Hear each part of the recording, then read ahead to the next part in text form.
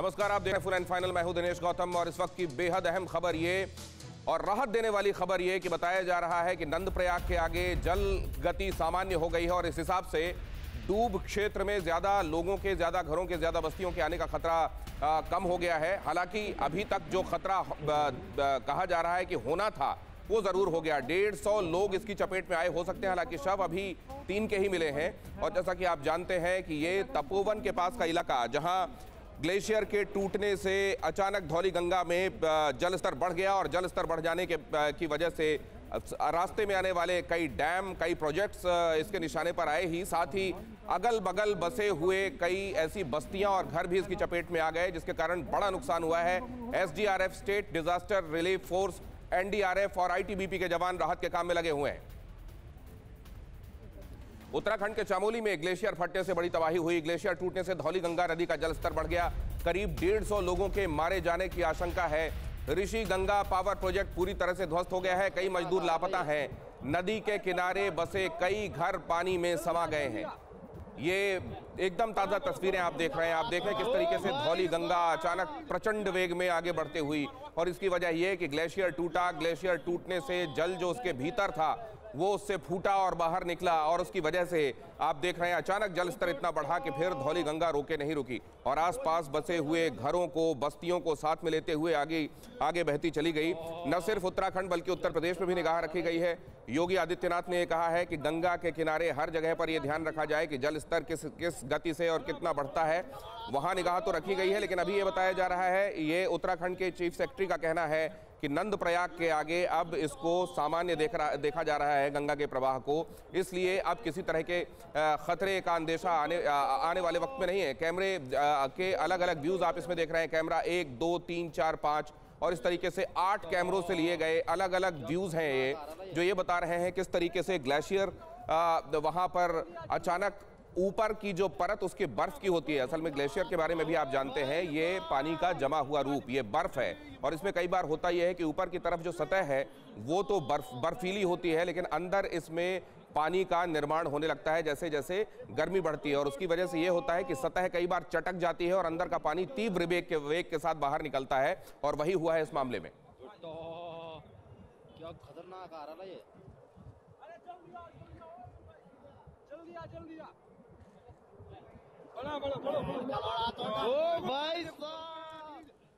Glacier टूटने से जब भी इस तरह की त्रासदी होती है, लोगों के दिमाग में केदारनाथ आने लगता है, लेकिन ये खास तौर से कहा गया है कि इसको केदारनाथ से जोड़ने की जरूरत नहीं है। त्रासदी ये भी बड़ी है, एक भी इंसानी जान जाए तो वो त्रासदी है और वो बड़ी त्रासदी है, लेकिन जहां 4000 जाने गई हों उसके साथ इसको जोड़कर अभी फिलहाल अंदेशे को बड़ा करने का कोई मतलब नहीं है। ये कहा जा रहा है कि जोशीमठ से करीब 25 किलोमीटर दूर पैंग गांव के ऊपर एक बहुत बड़ा ग्लेशियर टूटा। एक बहुत बड़ा ग्लेशियर पैंग गांव के ऊपर जोशीमठ से करीब 25 किलोमीटर दूर ये ग्लेशियर था, और ये ग्लेशियर अचानक टूटा और उसके बाद वो टूटी हुई बर्फ और साथ में अंदर समाया हुआ पानी तीव्र वेग से, आप देखें ये वेग देखें, ये प्रवाह देखें, इससे साथ ये आगे बढ़ी धौली गंगा, और उसका धौली गंगा का वेग, उसका प्रवाह बहुत तेज था। ग्लेशियर टूटने से धौली गंगा में बाढ़ आ गई और हिमस्खलन हुआ। तपोवन में एनटीपीसी और ऋषि गंगा का पूरा प्रोजेक्ट बर्बाद हो गया है।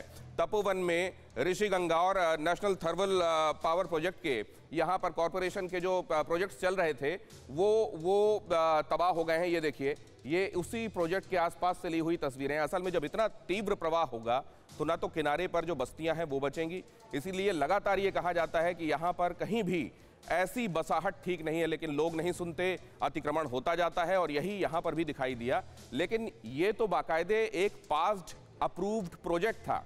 हालांकि अभी पहले जल संसाधन विभाग संभाल चुकी उमा भारती, उन्होंने ये कहा है कि मैंने पहले ही चेताया था कि यहाँ किस तरह के कामों को ना किया जाए तो बेहतर होगा।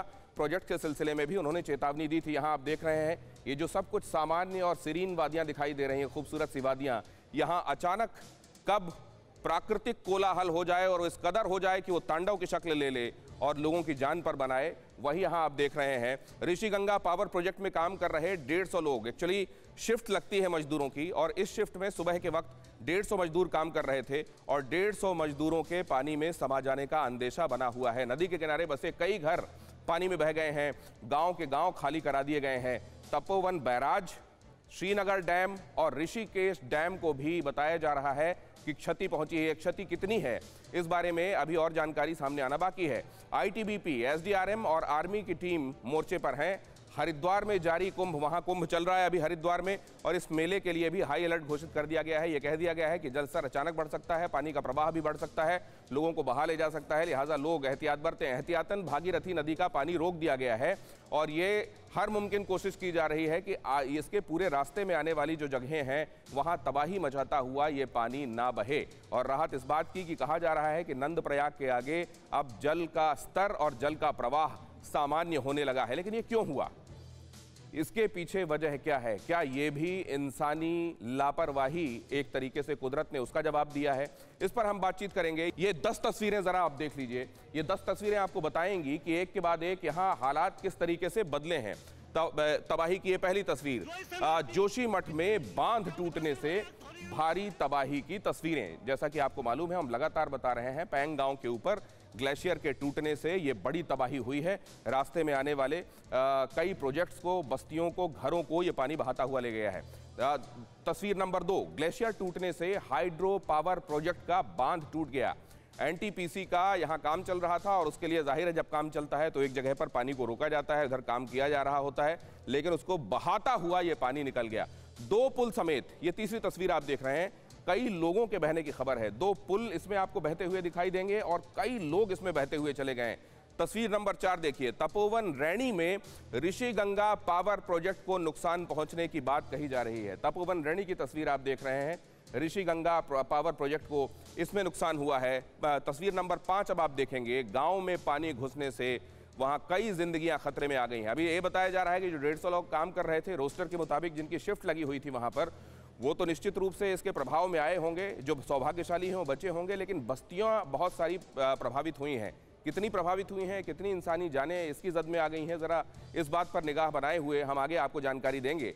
तस्वीर नंबर 6 आपको ये बताएगी कि पानी के तेज बहाव से भारी नुकसान की आशंका है। जब ये पानी निकलता है, एक्चुअली इसके आकलन में बहुत वक्त लगता है कि नुकसान असल में कितना हुआ है, जान का नुकसान कितना हुआ है, माल का नुकसान कितना हुआ है। जब वहाँ से पानी वापस अपनी जगह पर आना शुरू होता है, उसका प्रवाह और उसका स्तर सामान्य होना शुरू होता है, तब पता चलता है कि तबाही हुई कितनी। इसलिए आप देख रहे हैं कि ये जो प्रवाह है, ये जिस वेग के साथ पानी आगे बहा है और जिस स्तर को ये पहुंच गया था, उससे लगता है कि ये तबाही बड़ी हो सकती है। हालांकि अभी तक ये कहा जा रहा है कि 100 से 150 लोग प्रभावित हुए हो सकते हैं। 3 शव अभी तक मिले हैं। केदारनाथ जैसी तबाही की आशंका जताई जरूर जा रही है।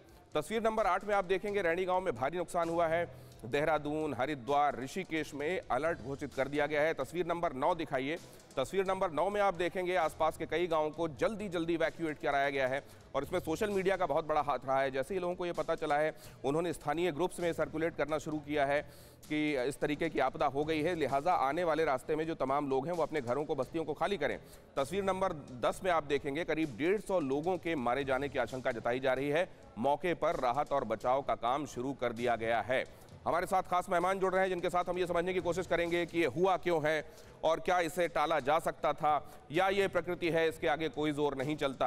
हालांकि ये भी कहा जा रहा है कि जिस तरीके से हर एक 10 साल में 1 डिग्री को छूने वाला तापमान में इजाफे की बात की जाती है, इस बार तो ये कहा गया कि कोविड के चलते काम धाम कम हुए, कार्बन उत्सर्जन कम हुआ, लिहाजा 0.7 डिग्री कम रहा। क्या उसके बावजूद ऐसा हो रहा है? उमाकांत लखेड़ा सीनियर जर्नलिस्ट हमारे साथ जुड़ रहे हैं, नोएडा स्टूडियो में मौजूद हैं, उनके साथ हम चर्चा करेंगे। बाकी मेहमान आपको नजर आ रहे हैं, कृपया बाकी मेहमानों के नाम भी मुझको दिखाइए। मेरे साथ मेरे संवाददाता भी जुड़े हुए दिखाई दे रहे हैं। यहाँ ब्रिगेडियर विनोद दत्ता आपको नजर आ रहे हैं, farmer senior consultant, national institute of disaster management, हमारे साथ जुड़ रहे हैं। हमारे संवाददाता आपको मिलेंगे उत्तराखंड से, जो आपको अभिषेक भी, हमारे संवाददाता भी वहाँ से जुड़ रहे हैं, उनके बारे में मनीष यादव अभी आपको फिलहाल नजर आ रहे हैं। उमाकांत लखेड़ा जी से मैं फिलहाल चर्चा की शुरुआत करता हूं। उमाकांत जी, ये अभी इस बारे में तो खैर बहुत जल्दी होगा कि क्या सीधे सीधे लोगों पर ये, हम इंसानों पर ये ब्लेम किया जाए क्या, लेकिन क्या किसी भी तरीके से इसको अवॉइड किया जा सकता है? उमा भारती ने एक इशारा ये किया कि मैंने कहा था कि यहाँ प्रोजेक्ट्स के बनाने में क्या सावधानी बरती जाए। देखिए जो आपका प्रश्न है, जो वहाँ हालात इस समय हैं, वो वो हालात तो तस्वीरें बता रही हैं, खुद ही बयान कर रही हैं। उससे ज़्यादा भयावह स्थिति ये है कि जो वैलीज़ जो हैं, वैलीज़ में ज़्यादा तबाही इसलिए हुई कि पानी को फैलने के लिए पर्याप्त ना जगह थी ना मौका था। और जैसे जैसे राहत की बात ये महसूस की जा रही है और सरकारी जो प्रवक्ता हैं और सरकारी मशीनरी है उनका भी ये कहना है कि जब पानी धरातल पर आएगा, मैदानी क्षेत्रों में पानी पहाड़ों की चोटियों से आएगा, तो निश्चित रूप से उस पानी को चौड़ाई मिलती है और तबाही का जो अंदेशा था वो कम होता जाएगा। अच्छी बात यह है कि इस समय बरसात का मौसम नहीं है और नदी में कोई उफान नहीं है। अलकनंदा जो जिसमें ये मिलती है विष्णुप्रयाग में, ये जो धौली गंगा जिसमें ये बांध बन रहा था, तपोवन हाइड्रो प्रोजेक्ट बन रहा था ऋषि गंगा पर, तो वहाँ पर जो टेरेन्स हैं, जो चोटियाँ हैं, घाटियाँ हैं, वो बहुत संकरी हैं, तो उसको फैलने के लिए पर्याप्त जगह नहीं थी। और नीचे नीचे आते आते जब पानी आएगा, श्रीनगर आएगा, रुद्रप्रयाग से आगे, तो जो नदी का मुहाना है, नदी का मुहाना ज़्यादा चौड़ा होता चला जाएगा। तो चूंकि पानी इस समय, जो प्राकृतिक पानी इस मौसम में कम होता है, तो अच्छी बात यह है कि जब वो ऋषिकेश और हरिद्वार की तरफ आएगा तो तबाही की अंदेशा, आशंकाएं कम होती चली जाएंगी। लेकिन सवाल यही ख़त्म नहीं है कि हम एक डिजास्टर पर एक चर्चा करें और ये बात यही ख़त्म हो जाए। इस तरह की जो घटनाएं हो रही है, जैसे कि आपने अभी चर्चा भी की और मुद्दा भी उठाया कि कुछ सालों में इस तरह की घटनाएं, आपदाएं होती हैं। मैं ये कह रहा हूँ, और इसको मैं ये भी नहीं कह रहा हूँ कि 2013 की केदारनाथ की आपदा से इसकी तुलना की जानी चाहिए, क्योंकि पहाड़ में जिस तरह की आपदाएं चरणबद्ध तरीके से पिछले कई सालों से हो रही हैं, एक की तुलना दूसरे से नहीं हो रही है। अलग तरह की घटनाएं हो रही हैं जिसकी तुलना पीछे की घटनाओं से नहीं कर सकते हैं। लेकिन ये जो बेल्ट है, ये जो नीति घाटी का बेल्ट है, और एक चिपको आंदोलन की बहुत बड़ी नेता थी गौरा देवी, जो महिलाओं की नेता थी, जो पेड़ों पर चिपक जाती थी, वो नीति घाटी यहाँ से जहाँ ये बांध बना हुआ है, तपोवन बांध, यहाँ से कुछ किलोमीटर दूर उनका गांव है। तो ये जो पूरा इलाका है बड़ा सेंसिटिव जोन है। यहाँ से 60-70 किलोमीटर दूर चीन की सीमा है और वहाँ आईटीबीपी तैनात है, इंडियन आर्मी भी तैनात है चीन बॉर्डर पर। तो यहाँ ये बेसिकली इसके आगे जब जाते हैं तो वो नो मैंस लैंड है, वहाँ कोई रिहाइश नहीं है, वहाँ कोई बस्तियाँ नहीं है। बस्तियाँ नदियों की, ये जो धौली गंगा आ रही है, विष्णुप्रयाग, और इसके आगे जो है वहाँ बस्तियाँ हैं नदियों के किनारे। और हम जब इसका कहते हैं कि इस तरह की जो हादसे, प्राकृतिक आपदाएं होती है। उमाकांत जी, एक ये तस्वीर आई है, ये ताज़ा तस्वीर है, ये नया वीडियो है जो इस हादसे से जुड़ा हुआ आया है। हादसे की कितनी विभीषिका है, ये कितना बड़े रूप में इसने वहाँ पर तांडव मचाया है, ये समझने की कोशिश हम कर रहे हैं। और ये जो नया वीडियो है ये भी यही दिखा रहा है कि देखिए इसके दोनों तरफ, ये TV9 भारतवर्ष पर एक्सक्लूसिव वीडियो है, ये बहुत तेज़ प्रवाह है। कैमरे में जो दिखाई देता है अमूमन उससे बहुत ज़्यादा तेज़ उसका फील होता है, जो उसमें अगर खड़ा हुआ हो अगर कोई। मैं चाहता हूँ आपके जो टीम है उसने बहुत अच्छा काम किया, और मुझे लगता है कि आपके टेलीविज़न पर मैं पहली तस्वीरें देख रहा हूँ। देखिए मैं एक सरल शब्दों में समझाऊँ कि जिस वैली पर ये मंजर, तबाही का मंजर हम देख रहे हैं और आपका टेलीविज़न चैनल दिखा रहा है, हम ये मानते हैं कि ये घाटियाँ इस तरह की आपदा को झेलने के लिए नहीं बनी हुई हैं।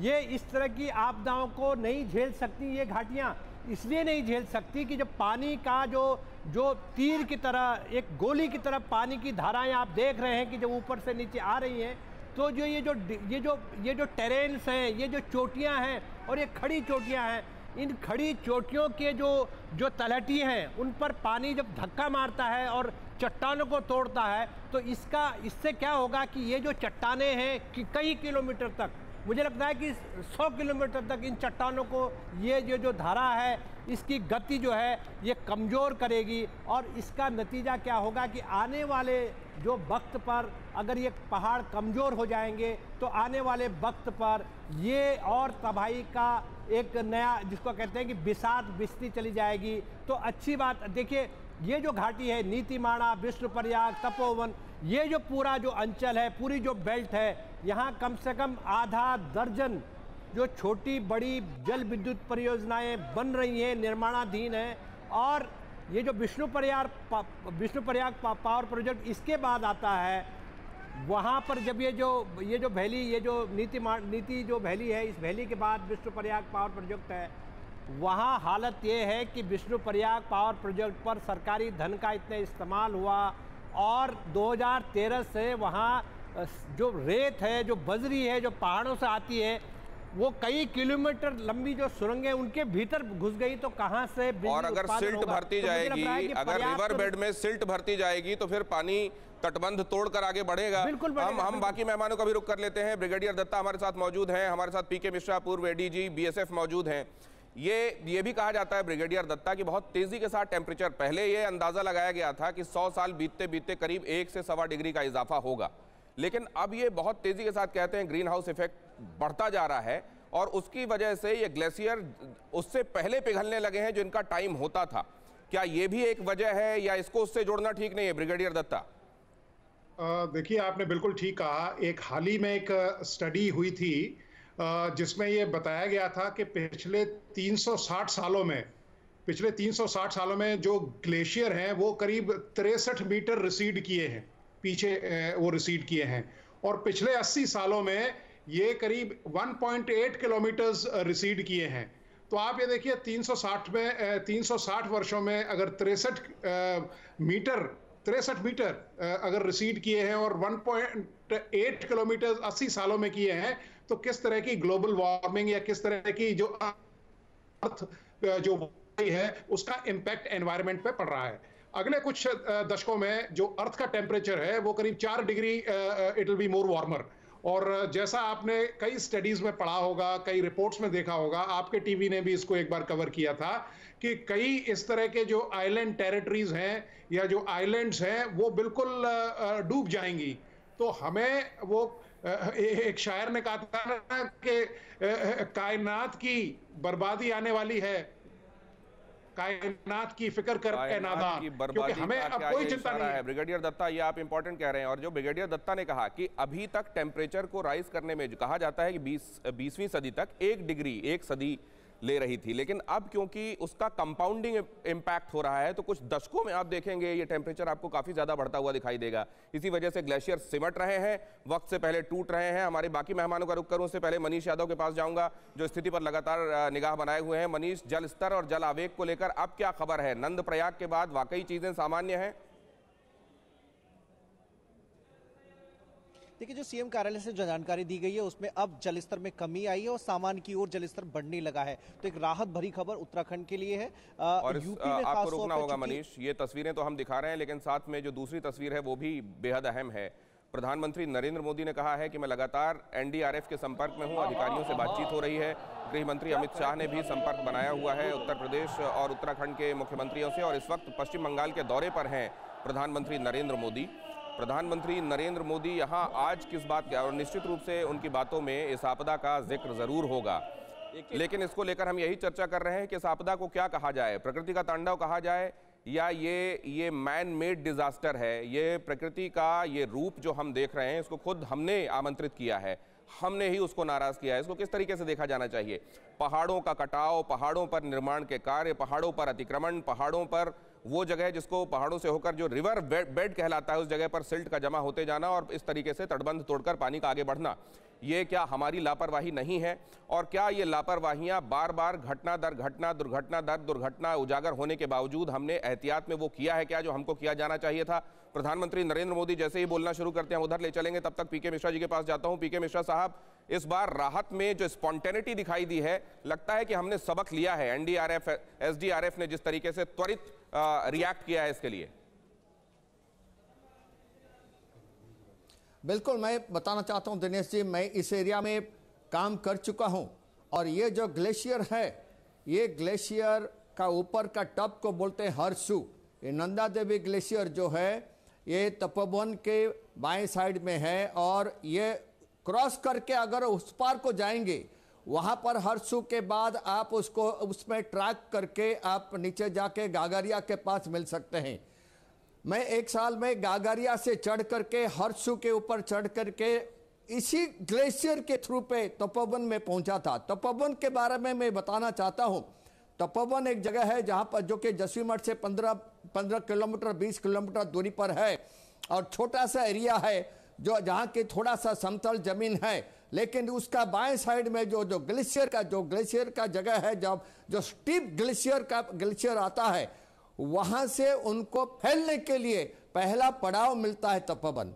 ये जगह जो है, यहां पर जो ऋषि गंगा प्रोजेक्ट हुआ धौली गंगा के ऊपर, I am the person to give any comments, लेकिन मैं इस एरिया में ऑपरेट कर चुका हूं और पैदल जा चुका हूं इस एरिया में। मैं ये बताना चाहता हूं कि ये जगह सिक्योरिटी वाइज सेफ नहीं है, प्राकृतिक वातावरण के साथ ये नहीं ले सकता है और इसको हमको बहुत सोच समझ करके ये ऋषि गंगा प्रोजेक्ट को बनाना चाहिए था। पहले सिक्योरिटी एस्पेक्ट को देखना चाहिए था।